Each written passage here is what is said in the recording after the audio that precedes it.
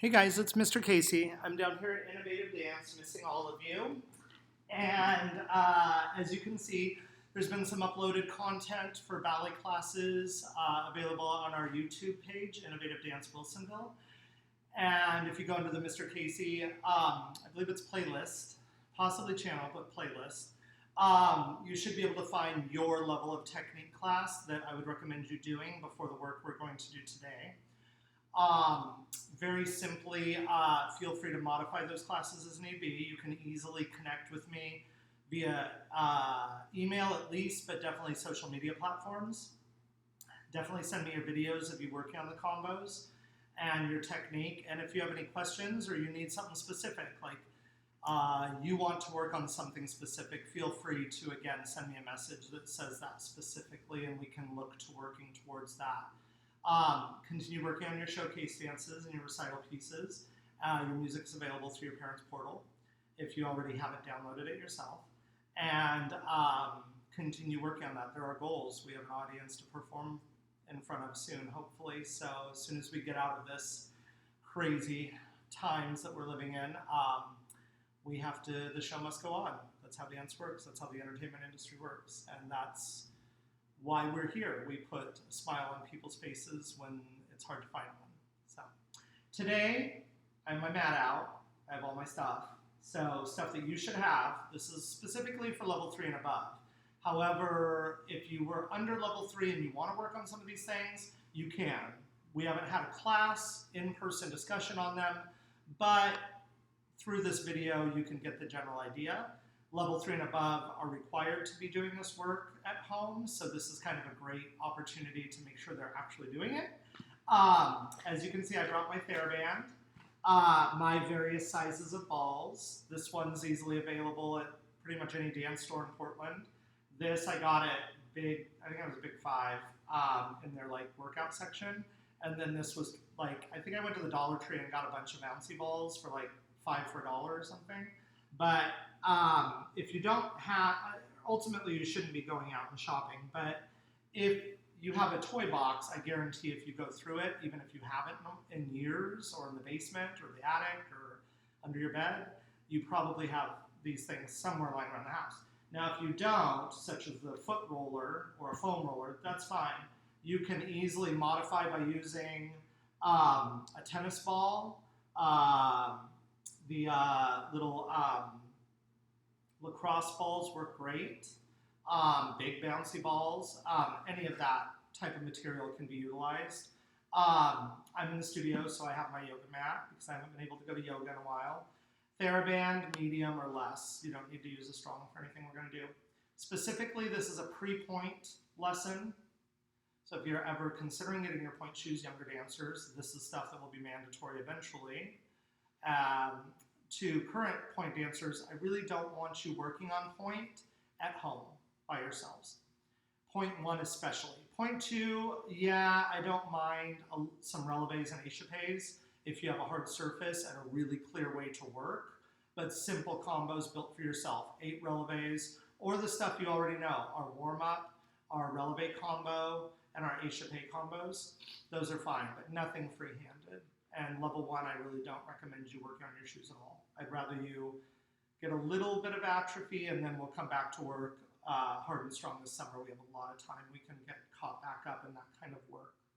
So, however, this, I would recommend pairing this class with a tech class. So, possibly even doing bar, like the 3-4 bar that is posted, then sit down and do this work, and then go to the center work.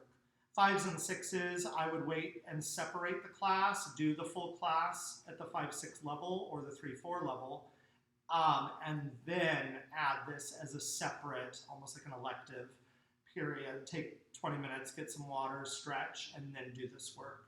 I would pair them together, ideally, just to keep your body moving and active as much as possible. If you don't, I would probably do this class Monday, Wednesday, Friday, and then the tech stuff and performance classwork Tuesday, Thursdays, or flip that and do your classwork Monday, Wednesday, Friday, and then your PrePointe little workout here Tuesday, Thursdays. Anyways, this won't be very long. So I'm not using any instrumental or music in the background so you can hear me and I can be articulate. I will not necessarily be doing the full class myself. It's just to show you the work and make sure you understand it so you can do it by yourself. But there will be recommendations.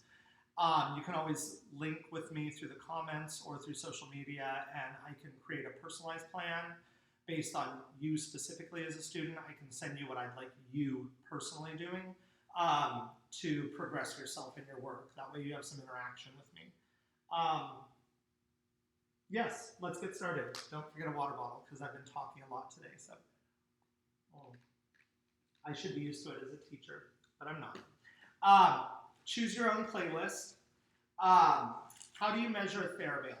So I should have grabbed one that was undone because this one's really tight because I measured it for myself and it's been that way for probably a year. But in general, to measure a TheraBand knotted, you want to wrap it around your knees, and this will come and play into some turnout exercises we may or may not do with this video. I may do a special video on turnout and rotation, but for this one specifically, you want to wrap around your knees and give a little bit of looseness to it, and then you tie your knot. I was never a sailor, but there is a way to do the knot so that it's one, and then you can unpop it or pop it back into a knot in and out very, very simply. I never learned that because I wasn't paying attention in class when apparently my teacher taught it. So I've always knotted mine. So what we're going to do is choosing whichever leg. Ultimately, dancers tend to choose the right one first. Just because of our lateral bias, we tend to always work on our right side, in particular in ballet, a lot. So I do recommend that you start with your left. Play it, switch it up a little bit, make it interesting for yourself. But in general, you do need to make sure you're doing both legs. Don't just do one and then go off for a bag of popcorn and come back and realize, you know, you've done everything on the left and nothing on the right, or vice versa. So I know as a dancer, when I was performing, I always favored my right. In class, I always worked a little extra on my right because it was my favorite side. But I can tell you 10 years down the pipeline, 15 years, that injuries and other problems with your body will arise. So you need to make sure and balance your work as much as possible, and even taking the time to start on the worst side. And if you feel embarrassed or uncomfortable working on it full out in class, which ideally you shouldn't, that's what class is for, make sure you're doing it at home. Make sure that you're doing it because you won't counterbalance it. My story that I always tell the students, it was my splits. I had pretty much all of my splits except my left side split, and I would never work on it in class because I was embarrassed how high I was compared to the rest of the class. And the problem is I would not go home and work on it at home either. So I am paying for that with other hip issues in my left side, and have learned how to counterbalance. So, PrePointe work with our TheraBands. You should be using a soft to medium TheraBand. You can pull it tighter if you want. That's why I say don't necessarily go to a heavy. In fact, I know professionals that don't even use heavies. If you're getting the work, it doesn't matter how heavy it is, so to speak.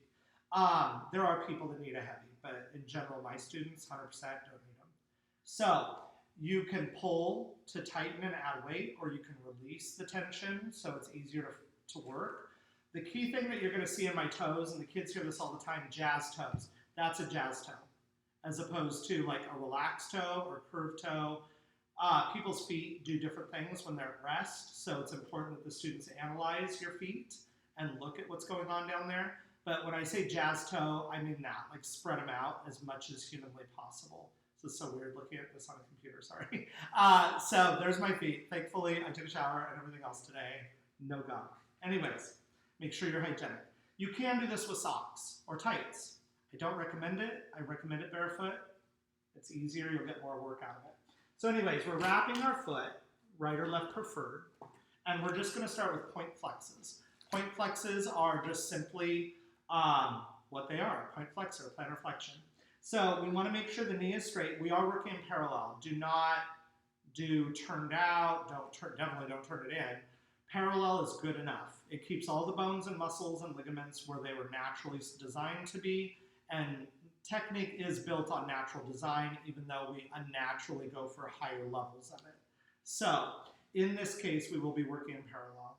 Try to watch your posture and your placement. I know it's really easy to get, oh, I'm working on my PrePointe. This matters. Ballet is done here, dance is done here in general. We need to be making sure that we're doing that in general. So the first lesson we just do is point and flex. So you're just heel, ball, toe, and then really trying to articulate toe, ball, heel 8 times. We could do 12. 16 probably for the 6s, level 5 or 6. I would be in the 16 range. The younger kids, 2, 3s, and 4s, between 8 and 12. For most people, they don't really feel a burn doing this if you're doing it right, because what's happening is you're able to articulate the muscle group and the flexibility accurately.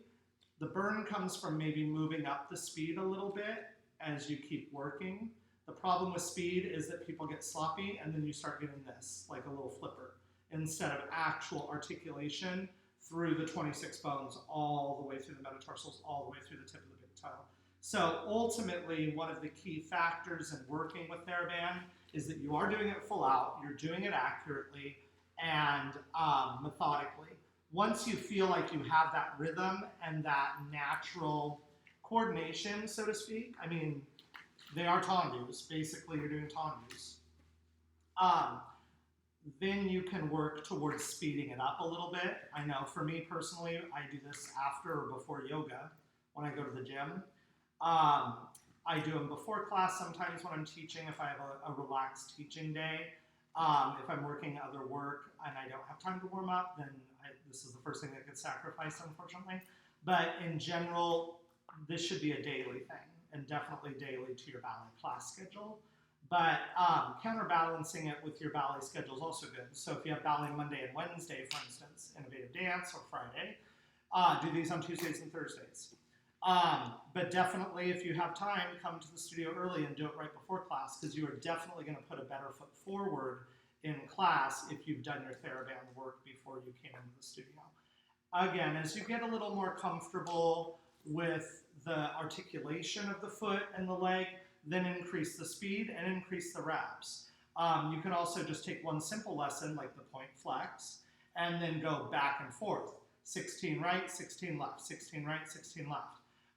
Set it up to a piece of music you love so that you work through the entire song. That's totally fine. It's not going to do any damage.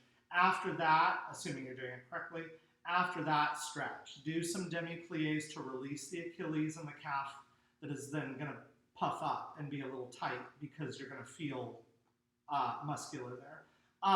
So that's point and flex. The second lesson that we really want to focus on, I call push points or pulses.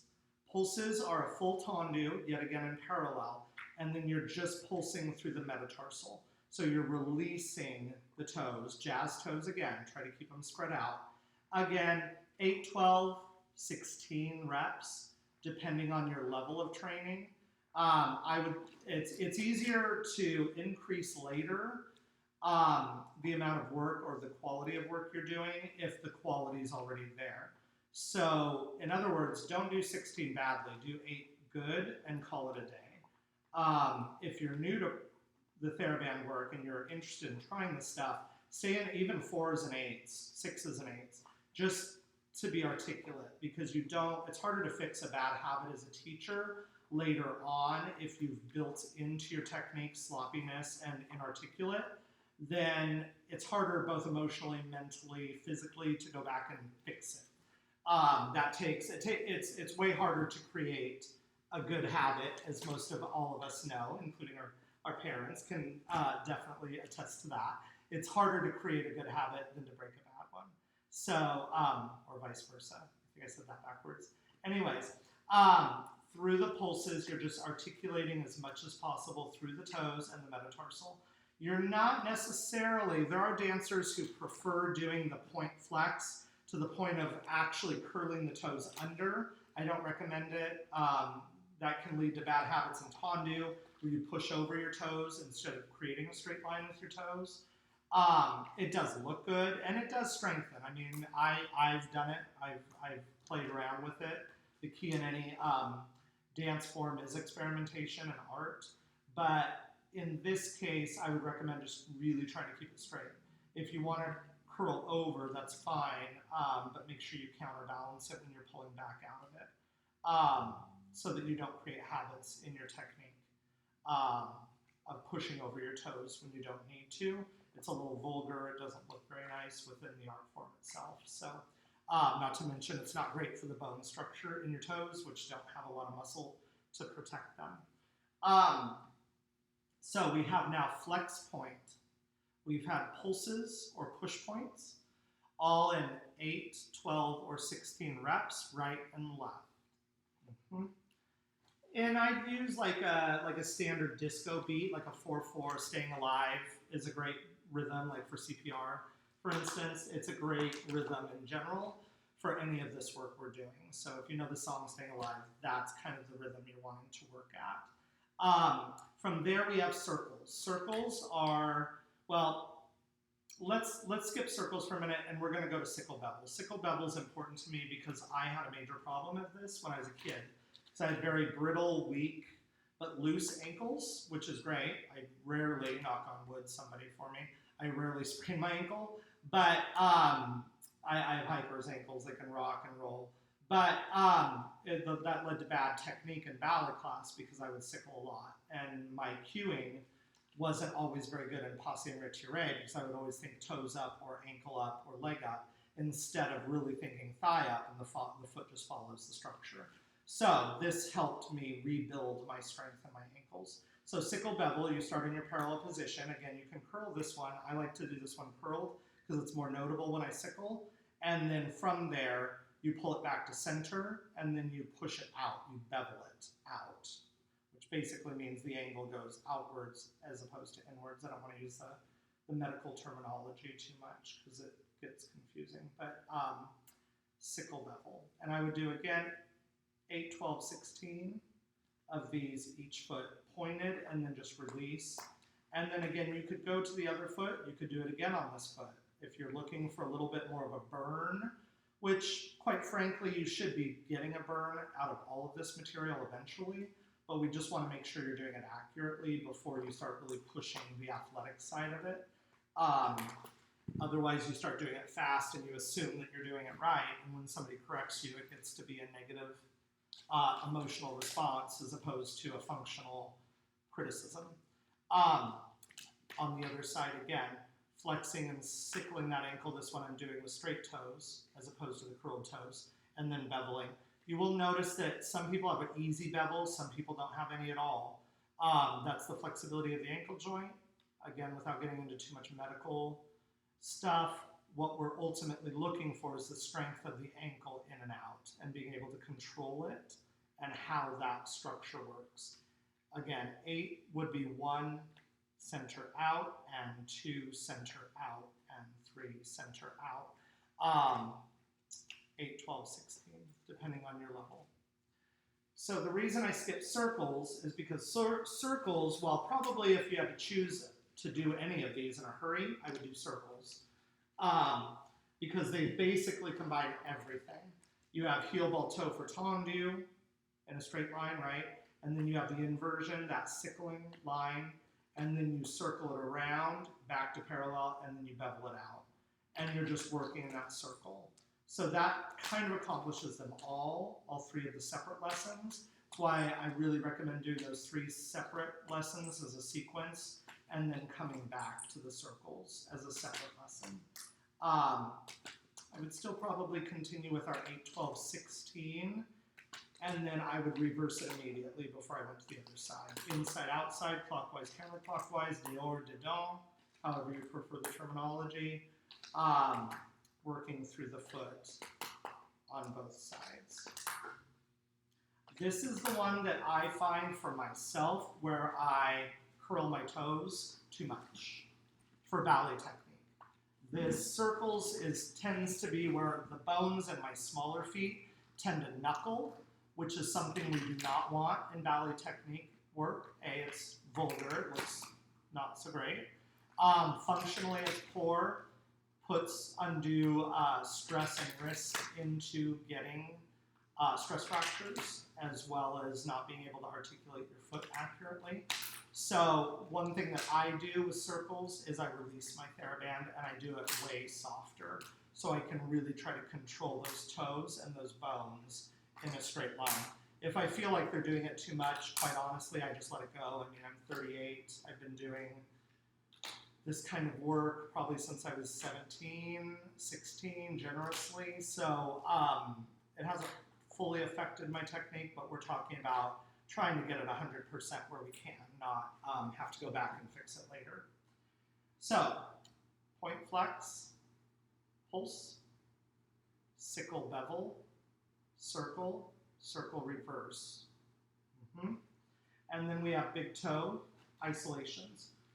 The big toe is responsible for, well, your great toe is responsible for probably 90% of the work to pull you up onto a toe shoe. So it has a very large responsibility in ballet, and it does have its own set of muscular groups that go up through the leg. Again, we can talk academia later. If you want a challenge, if you want something, if you are interested in the theory, look it up. Any anatomy book or app is going to discuss it in the foot chapters.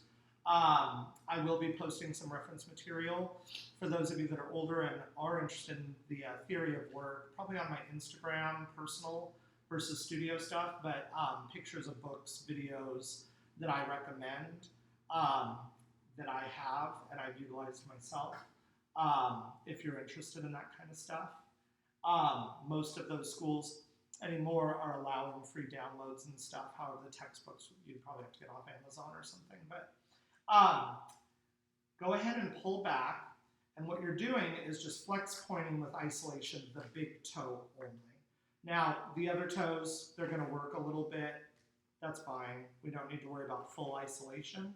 But what we're trying to notice is, do our toes go down and flop back up, point and then flop back up, and flop back up, or can we articulately roll through them?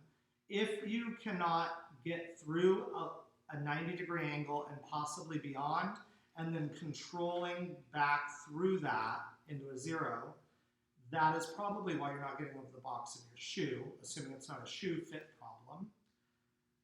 But this is probably, for point dancers that are currently on point, one of the more important TheraBand stretches that I'd recommend after circles. People who are in pre-point, this is valuable, absolutely it's valuable, but I wouldn't put it as like the one you should be doing the most. Ultimately, pre-point, you should be doing them all, as should point. But point, especially for students who are having trouble getting over their box and articulating through that three-quarter point to demi-point, this is a really good exercise. Again, we're looking for that, not flopping back, but being able to fully control the point and then fully control the release. Fully controlling the point of the toe, fully controlling the release. 8, 12, 16 reps, building upon, go right to left. These are not exercises that are going to get a sweat on, that are going to build that. This is pure strengthening of the limbs. Very important for ballet, but again, you're probably not going to get a sweat on with this exercise. It's just to build that strength. From there, to review, point flex, free ballet, right? And I'll demonstrate it with the TheraBand while I'm thinking about it. So, point flex, your tension level that you want. You can have your push points or your pulses. Sickle bevel. From there, full circle, veilleur and dino. Big toe isolation, or any variation on that. Just like when I was a kid, I think it's more productive for the dancer to create their own lesson. Sit down at the table with your Kool-Aid or your juice. Kool-Aid's not a good thing anymore, sorry. Juice or water with lime in it, and create your own little lesson. Okay, I want to do 8 of these. I'm not so great at that one. I need to do 16 of those. I'm going to send Mr. Casey a message really quick about this. and then figure out your own classwork, especially the upper levels. You will get more out of it. You'll be more productive, just like using your own music to take your bar to. That is so important because if you're engaged with that, you're going to work harder. In class, you don't always have that option. And relatively music to a ballet class, yes, classically it's done with a piano. The reason we continue doing it with it is because it works. It works great, and generally ballets are performed with orchestras. You need to have a basic understanding of classical music. But ultimately, I guess it doesn't matter, especially if you're not training to be a professional dancer. But within the class structure, you will always audition with classical music or piano. So that's one reason we don't vary in class very much. Just because if you ever have auditions, generally you're going to need to be able to follow along to classical music. So after you've done your TheraBand, it should take about 15 minutes. If it's taking more, great. Work harder. That's great. I love it. It's taking less, something went awry there. So you need to slow it down a little bit. From there, like I said, I'd love to give a turnout in a progressing ballet technique, which I am certified in, class. I am thinking about doing a taste of it, but it's really best done with a demonstrator because of the work that's being accomplished. So I'm not in a big hurry to do that video until we get back, and that can be a supplement anyways. The balls and your roller. So I love this. This is Bunhead's roller. Discounted in supply maybe. That's where I got it when I was in like high school. The balls we talked about. Foam roller. I just put this here because it's in my dance bag. I recommend all the kids to have these. I like the smaller ones myself because they're mobile, they're portable. The big ones are great. They're easier to work with sometimes as a dancer myself. But the reality is, if you're on the go, going to class, which kids are, school to the studio to the competition convention weekends, these are great. Dancing on that concrete and like little carpet. They're portable and they're easy. I do an order for these in October if you ever want extras or the family wants a set. What do we use the balls for? The balls are to loosen. While the TheraBand strengthens, the balls act as a prop to gain flexibility in the foot and the arches, or if you're having cramps in your feet. So I don't use the spiky black one very much because it doesn't do anything for me. It is a great tool that I've used to wake my feet up, like if it's cold and wintry. My foot feels, dancers can attest to this, when your feet are cold, they feel like hard biscuits, like hard buttermilk biscuits that just have no pliability. Even numb to a point. I mean, I remember performing Nutcracker and my feet being numb and literally having to wake them up every single day. So the spiky ball is great for that. It gets the blood flowing into the foot and the arches and the toes. The more blood that's getting down to that extremity, the more flexibility you're going to have. The muscles are going to be a little more aware, a little less tense. So once you've kind of woken those feet up, I like to go to a harder ball. So you can use a bouncy ball. Bouncy balls have their own ability. You can also do a bar with a bouncy ball. That gives you a little bit of that type of technique of gripping and dexterity. But for stretching, there really isn't a lot of technique to this, in my opinion. I think it's experimentation because everybody is different and every body is different. For me, it's always the inside of my foot because as a dancer, I roll and I actually have to teach my body and remind my body over the years to not roll. Like I said, I have joints that tend to move a lot. So I get a lot of pressure and pain in the inside of my arch. So what I do is I just slowly put my body weight into that ball and I just move it around slightly, little centimeters, until I find a tender spot. Tender is good. Tender is what we want to find. The rest of it is fine if it's not, but the tender spots are where the muscles, if you want an image, it's like a clump, like tangles in your hair. You kind of have to work those tangles out. This is great for foot cramps for adults. Do this before you go to yoga or Pilates. It's great for the feet at the gym. Once you find those little pressure points, you just stop and you press that body weight into it, as if you're grabbing the hair and just tugging it without it being pulled from the head itself. Depending on the level of cramp, if you are in fact acute cramping, it'll hurt. It'll hurt pretty bad. You can ease off your body weight a little bit, but don't stop working that cramp out. That's probably the worst thing you can do. Just keep working and massaging it. If you can't find a cramp, good. By doing this then and putting your body weight into it, you're still breaking up that muscle, if you can use that imagery, to be able to articulate the foot more. If you want a lot of pressure, you would just step forward and then plie on your back leg. I don't know if you can see this very well. Sorry, my screen went dark. Plie on the back leg, and it's going to increase the pressure in that foot. You can also separate the big toe and do a forced arch, which I really highly encourage for pre-point and point students to do. Be careful of that little pressure point if you're pregnant, because there is a pressure point that can send you into labor in your foot, so be aware of that. But basically just articulating down the toes. Now I'm doing this a little quick. This would be something I would do like if I was taking class and the bars were being moved and I'm just working my foot out before I get into my center work. However, or if I cramp up during bar, I would probably encourage students to be holding a position such as this one for 30 seconds.